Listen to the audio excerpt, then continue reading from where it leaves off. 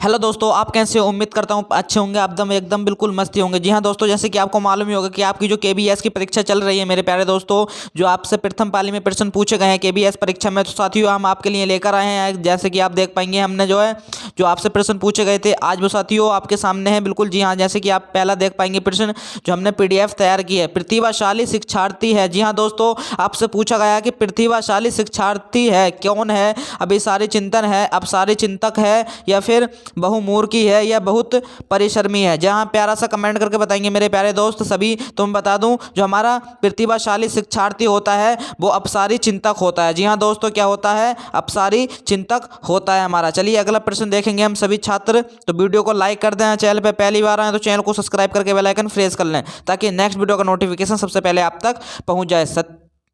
देखिए कि निम्न में से कौन सा सृजनात्मकता से संबंधित नहीं है? जी हाँ साथियों, कौन नहीं है? आपसे ये प्रश्न पूछा गया है। मौलिकता नहीं है, या प्रवाह नहीं है, या मित व्यक्तित्व नहीं है, या फिर डी अवरोध नहीं है? जी हाँ मेरे प्यारे दोस्त बताएंगे सभी। प्यार कमेंट करके आप ये मत देखिए कि आप ये लाल हेडिंग से हमने लिख दिया तो इसका करेक्ट आंसर ये हो जाएगा। नहीं, आपको समझ के देना है आंसर। ये भी हमने आपको कंफ्यूज करने के लिए करा, क्योंकि एग्जामिनर तो होता है वो आपको कंफ्यूज करता है, क्वेश्चन में घुमा कर रखता है, इसलिए सबने किया है। तो आप बताइए कमेंट करके इसका करेक्ट आंसर क्या हो जाएगा। तुम बता दूं, इसका जो आंसर होगा वो सी बिल्कुल करेक्ट हो जाएगा। ठीक है मेरे प्यारे दोस्तों, चलिए अगला प्रश्न देखेंगे हम। तब तक वीडियो को लाइक करना बिल्कुल ना भूलें। निम्नलिखित में से कौन सा भूलने सिद्धांत है? जी हाँ दोस्तों, आपसे पूछा गया है कि निम्नलिखित में से ऐसा कौन सा सिद्धांत है जो भूलने का सिद्धांत है? कौन सा है आप ये बताएंगे कमेंट करके। तुम बता दो, इसका जो करेक्ट आंसर हो जाएगा वो बिल्कुल करेक्ट हो जाएगा बी, प्रतिकूल अवरोधक। जी हाँ दोस्तों, B is the correct answer. चलिए अगला प्रश्न देखेंगे हम सभी छात्र, देखेंगे सभी वन बाय वन करके। निम्नलिखित में से मानसिक विकार के लक्षणों को सभी दर्शाते शिवाएं हैं? जी हाँ दोस्तों, आपसे पूछा गया है कौन है वो? भग्नाशा, निराशा है, या तनाव के हैं, या संबंध के हैं, चिंता के हैं? प्यारा सा कमेंट करके बताएंगे सभी छात्र, इसका करेक्ट आंसर क्या हो जाएगा। तो मैं बता दूं, इसका जो आंसर हो जाएगा वो संबंध के हो जाएगा। सी इज द करेक्ट आंसर हो जाएगा मेरे प्यारे दोस्तों। ठीक है, चलिए अगला प्रश्न देखेंगे हम। अब ये देख पाएंगे सभी छात्र कि मानसिक स्वास्थ्य के नियमों को खोजना और उन्हें बनाए रखना अध्ययन का केंद्र बिंदु का है। ये कथन है किसका है? सेफर का है, हेडफील्ड का है, डेवर का है, या लेडेल का है? जी हाँ दोस्तों, सभी पता प्यारा सा कमेंट करके बताएंगे सभी छात्र, इसका करेक्ट आंसर क्या हो जाएगा। तो मैं बता दूं, डेवर जो है बिल्कुल करेक्ट आंसर हो जाएगा मेरे प्यारे दोस्तों इसका। ठीक है, चलिए अगला प्रश्न देखेंगे हम। अब ये देख पाएंगे सभी छात्र कि इनमें से कौन सा राष्ट्रीय पाठ्यचर्या रूपरेखा 2005 का मार्गदर्शी सिद्धांत नहीं है? आपसे पूछा है कि सिद्धांत नहीं है। जी हाँ दोस्तों, आपको फील करना है, समझना है कि क्वेश्चन हमसे क्या पूछता है। ज्ञान ने कोई स्कूल के बाहर जीवन से जोड़ना, या फिर पढ़ाई को रटन प्रणाली से मुक्त करना, या फिर अंग्रेजी भाषा में शिक्षा देना, या फिर बच्चों को बहुमुखी विकास के अवसर उपलब्ध कराना? जी हाँ दोस्तों, सभी प्यारा सा कमेंट करके बताएंगे सभी छात्र, छठे का आंसर क्या हो जाएगा। हमारा जो प्रश्न है 6। ठीक है मेरे प्यारे दोस्तों, तो बता दूं अंग्रेजी भाषा में शिक्षा देना इसका करेक्ट आंसर हो जाएगा। ठीक है मेरे प्यारे दोस्तों, चलिए अगला प्रश्न देखेंगे हम। अब आपका टाइम बिल्कुल वेस्ट नहीं करेंगे, जल्दी जल्दी क्वेश्चन सोल्व करेंगे। राष्ट्रीय पाठ्यचर्या की रूपरेखा एनसीएफ 2005 के दस्तावेज में भाषा के लिए निहित है। क्या है मेरे प्यारे दोस्तों? एक भाषा है, द्विभाषा है, तीन भाषा है, बहुभाषा है? प्यारा सा कमेंट करके बताएंगे सभी छात्र, इसका करेक्ट आंसर क्या हो जाएगा। तुम बता दूं, जो हमारे राष्ट्रीय पाठ्यचर्या की रूपरेखा जो है मेरे प्यारे दोस्तों, वो एक भाषा बिल्कुल करेक्ट आंसर हो जाएगा। दस्तावेज में ये भाषा के लिए निहित है। जी हाँ दोस्तों, ठीक है, एक भाषा। तो आपको ये याद रखना, ये बहुत ही इंपॉर्टेंट प्रश्न था।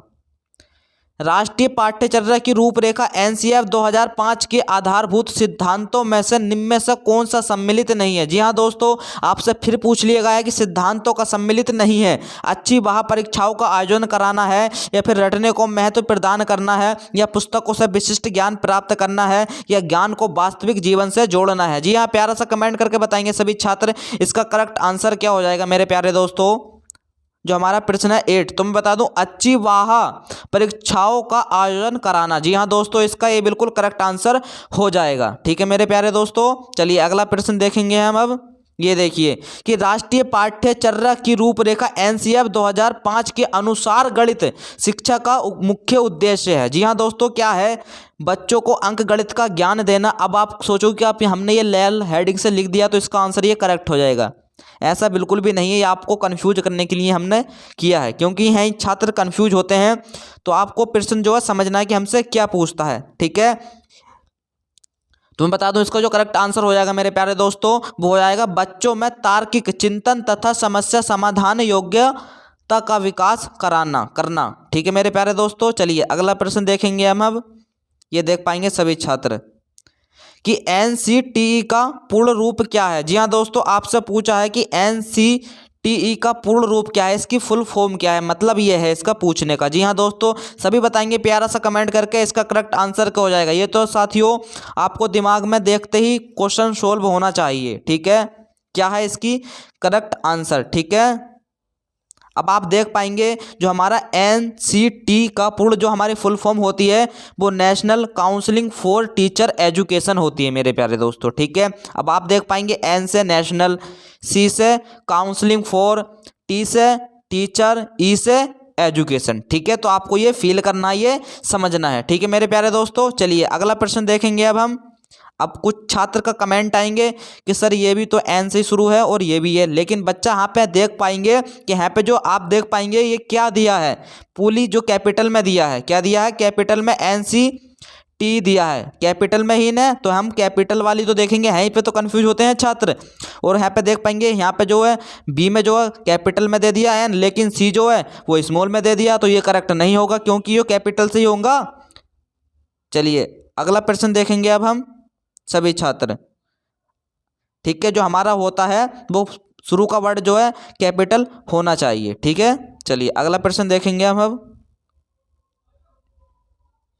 कि भारतीय संविधान के अनुच्छेद 41 व 46 में से निम्न में से किसके कल्याण से संबंधित है। जी हाँ दोस्तों, किससे संबंधित है? आर्थिक रूप से पिछड़े व्यक्तियों से, या विकलांग व्यक्तियों से, या धार्मिक रूप से पिछड़े व्यक्तियों से, या क्षेत्रीय रूप पिछड़े व्यक्तियों से। प्यारा सा कमेंट करके बताएंगे सभी छात्र। तो मैं बता दूं इसका जो आंसर होगा वो आर्थिक रूप से पिछड़े व्यक्तियों से। जी है, ठीक है मेरे प्यारे दोस्तों। चलिए अगला प्रश्न देखेंगे अब हम। ये देख पाएंगे सभी छात्र कि शिक्षा के क्षेत्र में पाठ्य चर्चा शब्दावली की ओर संकेत करती है। क्या है वो? संकेत करने वाली शब्दावली। जी हाँ दोस्तों, आपसे शब्दावली संकेत करने वाली इसमें पूछ लिया गया है, तो इसका जो आंसर हो जाएगा वो विद्यालय का संपूर्ण कार्यक्रम जिसमें विद्यार्थी प्रतिदिन अनुभव प्राप्त करते हैं। जी हाँ दोस्तों, आपको क्वेश्चन को फील करने में मजा आ रहा होगा, बिल्कुल ही बहुत ही सरल प्रश्न पूछे गए थे आपसे आज।